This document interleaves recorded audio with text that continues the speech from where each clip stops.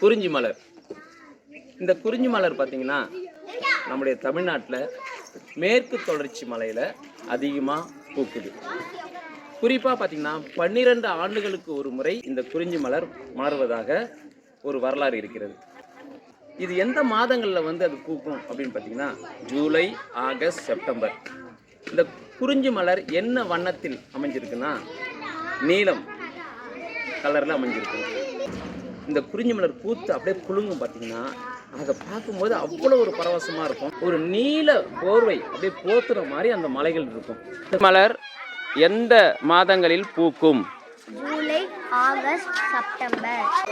தமிழகத்தில் எந்த இடத்தில் குறிஞ்சி மலர் மலர்கிறது? மேற்கு தொடர்ச்சி மலை. குறிஞ்சி மலர் எத்தனை ஆண்டுகளுக்கு ஒரு முறை பூக்கும்? 12 ஆண்டுகள்.